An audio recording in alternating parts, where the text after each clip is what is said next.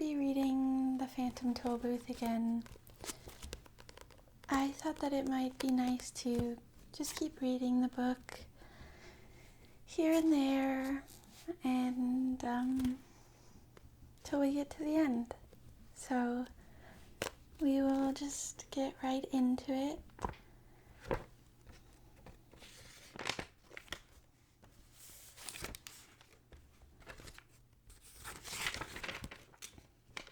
Last place we left off, he was just leaving expectations with that funny little man, the weatherman, who repeated himself all the time.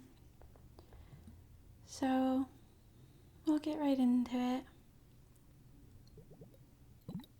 As he drove along a peaceful highway, he soon fell to daydreaming and paid less and less attention to where he was going. In a short time, he wasn't paying any attention at all. And that's why, at a fork in the road, when a sign pointed left, Milo went right. Along a route which looked suspiciously like the wrong way, things began to change as soon as he left the main highway. The sky became quite gray, and along with it, the whole countryside seemed to lose its color and assume the same monotonous tone. Everything was quiet, and even the air hung heavily. The birds sang only gray songs, and the road wound back and forth in an endless series of climbing curves. Mile after mile after mile after mile he drove, and now, gradually, the car went slower and slower until it was hardly moving at all. "It looks as though I'm getting nowhere," yawned Milo, becoming quite drowsy and dull. "I hope I haven't taken a wrong turn." Mile after mile after mile after mile, and everything became grayer and more monotonous. Finally, the car just stopped altogether, and as hard as he tried, it wouldn't budge another inch. "I wonder where I am," said Milo in a very worried tone. "You're in the doldrums," yawned a voice that sounded far away. He looked around quickly to see who had spoken. No one was there, and it was as quiet and still as one could imagine. "Yes, the doldrums," yawned another voice. But still he saw no one. "What are the doldrums?" he cried loudly, and tried very hard to see who would answer this time. "The doldrums, my young friend, are where nothing ever happens and nothing ever changes." This time the voice came from so close that Milo jumped with surprise. For sitting on his right shoulder, so lightly that he hardly noticed, was a small creature exactly the color of his shirt. "Allow me to introduce all of us," the creature went on. "We are the Leathergerians at your service." Milo looked around, and for the first time noticed dozens of them, sitting on the car, standing in the road, and laying all over the trees and bushes. They were very difficult to see, because whatever they happened to be sitting on or near was exactly the color they happened to be. Each one looked very much like the other, except for the color, of course. And some of them looked even more like each other than they did themselves. "I'm very pleased to meet you," said Milo, not sure whether or not he was pleased at all. I think I'm lost. Can you help me? Don't say think, said one sitting on his shoe, for the one on his shoulder had fallen asleep. It's against the law. And he yawned and fell off to sleep too. No one's allowed to think in the doldrums, continued a third, beginning to doze off. And as each one spoke, he fell off to sleep, and another picked up the conversation with hardly any interruption. Don't you have a rule book? It's local ordinance 175389J. Marlowe quickly pulled out the rule book from his pocket and opened the page and read, Ordinance 175389J. It shall be unlawful, illegal, and unethical to think of thinking, surmise, presume, reason, meditate, or speculate while in the doldrums. Anyone breaking this law shall be severely punished. There's a little picture of Milo and the Leathergerians. Don't know if it'll focus.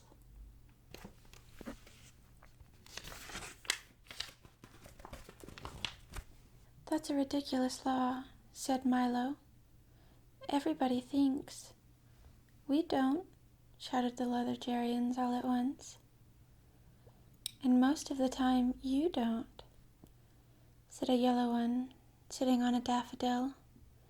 That's why you're here. You weren't thinking and you weren't paying attention either.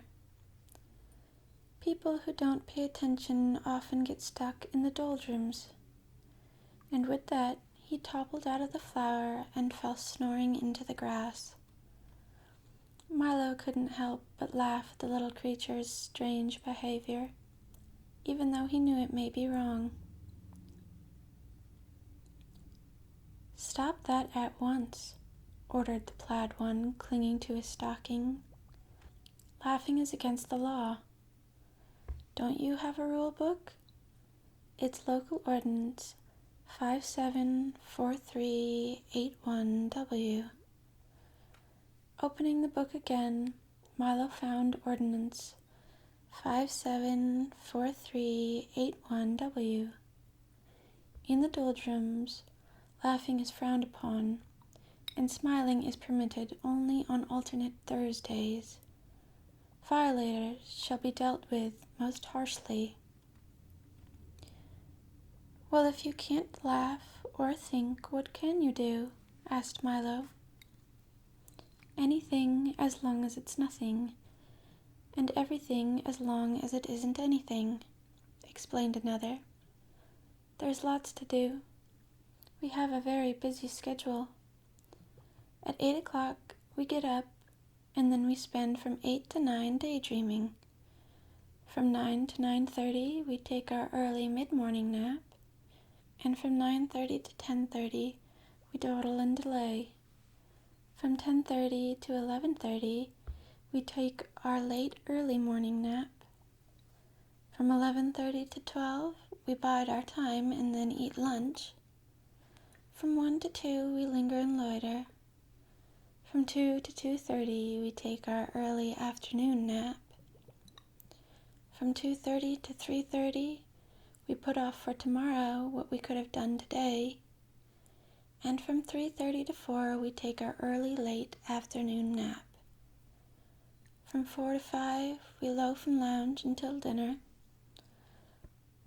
From 6 to 7 we dilly-dally. And from 7 to 8 we take our early evening nap. And then, for an hour before we go to bed at 9, we waste time. As you can see, that leaves almost no time for brooding, lagging, plodding, or procrastinating. And if you stop to think or laugh, we'd never get nothing done. You mean you'd never get anything done, corrected Milo. We don't want to get anything done, snapped another, angrily. We want to get nothing done, and we can do that without your help. You see, continued another, in a more conciliatory tone, it's really quite strenuous doing nothing all day. So once a week we take a holiday and go nowhere, which is just where we were going when you came along. Would you care to join us? I might as well, thought Milo. That's where I seem to be going anyway.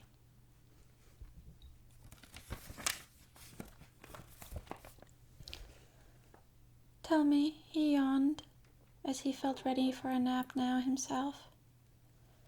Does everyone here do nothing? Everyone but the terrible watchdog, said two of them, shuddering in chorus. He's always sniffing around to see that nobody wastes time. A most unpleasant character. The watchdog, said Milo, quizzically.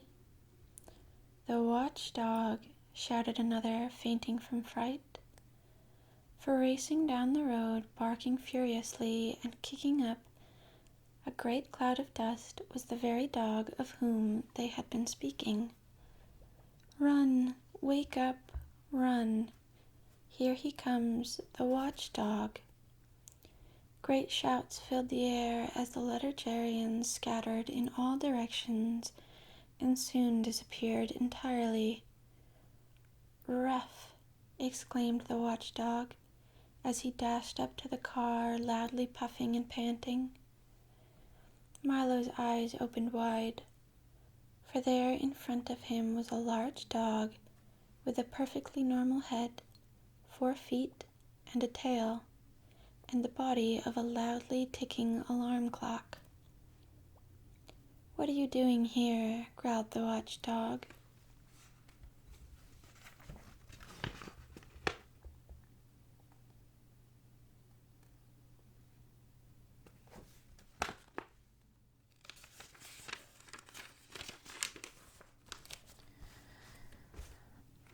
Just killing time, replied Milo apologetically. You see, killing time, roared the dog, so furiously that his alarm went off. It's bad enough wasting time without killing it, he shuddered at the thought. Why are you in the doldrums anyway? Don't you have anywhere to go? I was on my way to Dictionopolis when I got stuck here, exclaimed Milo. Can you help me? Help you? You must help yourself, the watchdog replied, carefully winding himself with his left hind leg. I suppose you know why you got stuck.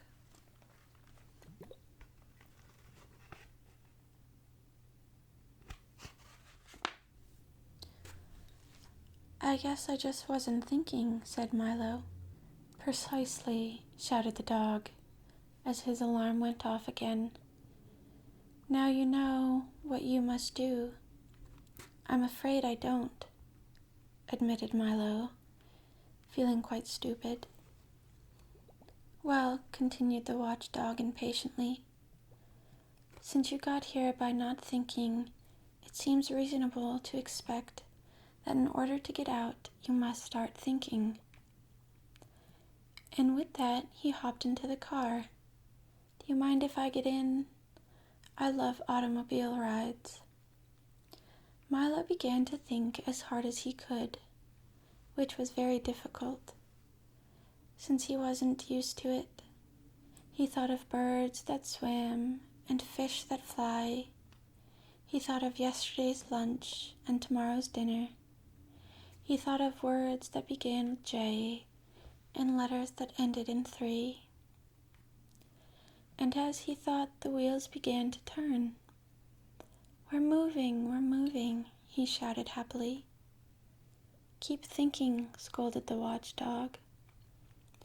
The little car started to go faster and faster as Milo's brain whirled with activity and down the road they went. In a few moments, they were out of the doldrums and back on the main highway. All the colors had returned to their original brightness, and as they raced along the road, Milo continued to think of all sorts of things, of the many detours and wrong turns that were so easy to take, of how fine it was to be moving along, and most of all, how much could be accomplished with just a little thought. And the dog, his nose in the wind, just sat back, watching, watchfully ticking.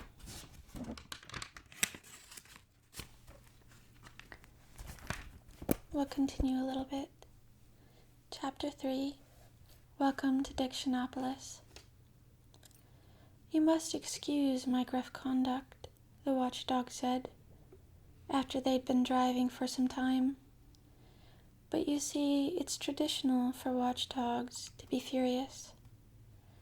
Milo was so relieved at having escaped the doldrums that he assured the dog that he bore him no ill will, and in fact was very grateful for the assistance. "Splendid," shouted the watchdog. "I'm very pleased. I'm sure we will be great friends for the rest of the trip. You may call me Talk. That's a strange name for a dog who goes tick, tick, tick, tick, tick all day," said Milo. "Why do they call you—" "Don't say it," gasped the dog, and Milo could see a tear well up in his eye. "I didn't mean to hurt your feelings," said Milo, not meaning to hurt his feelings. "That's all right," said the dog, getting a hold of himself. "It's an old story and a sad one, but I can tell it to you now. When my brother was born, the first pup of the family, my parents were overjoyed and immediately named him Tick, in expectation of the sound they were sure he'd make. On first winding him, they discovered to their horror that instead of going tick, tick, tick, tick, tick, he went talk, talk, talk, talk, talk. They rushed to the Hall of Records to change his name, but too late. It had already been officially inscribed, and nothing could be done. When I arrived, they were determined not to make the same mistake twice, and since it seemed logical that all their children would make the same sound, they named me Talk. Of course you know the rest. My brother is called Tick because he goes talk, talk, talk, talk, talk, and I'm called Talk because I go tick, tick, tick, tick, tick, and both of us are forever burdened with the wrong names. My parents were so overwrought that they gave up having any more children and devoted their lives to doing good work among the poor and hungry." "But how did you become a watchdog?" interjected Milo, hoping to change the subject, as Talk was now sobbing quite loudly.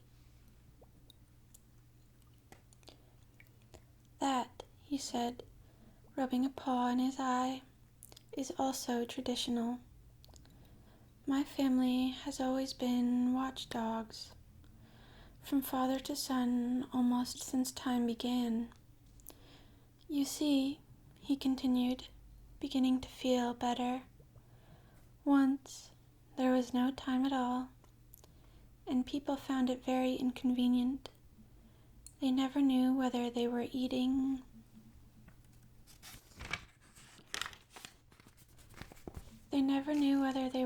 lunch or dinner, and they were always missing trains. So time was invented to help them keep track of the day and get places when they should. When they began to count all the time that was available, it seemed as if there was much more than could ever be used. If there's so much of it, it couldn't be very valuable, was the general opinion. People wasted it, and even gave it away. Then we were given the job of seeing that no one wasted time again, he said, sitting up proudly. It's hard work, but a noble calling, for you see, and now he was standing on the seat, one foot on the windshield, shouting, with his arms outstretched.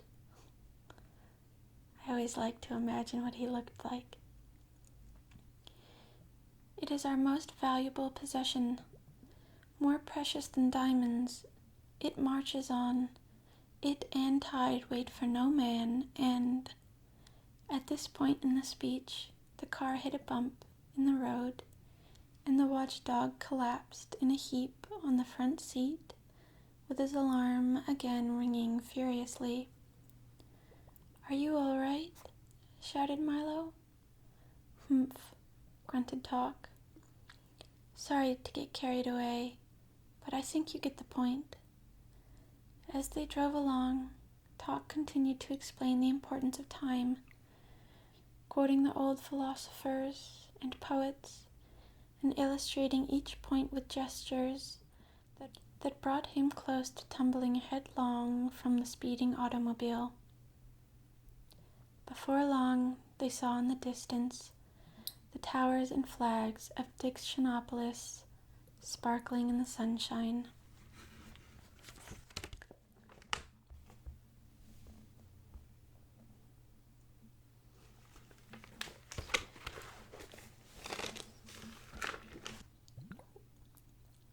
We'll leave it at that for now. I hope you're enjoying the book, and I'll see you again soon.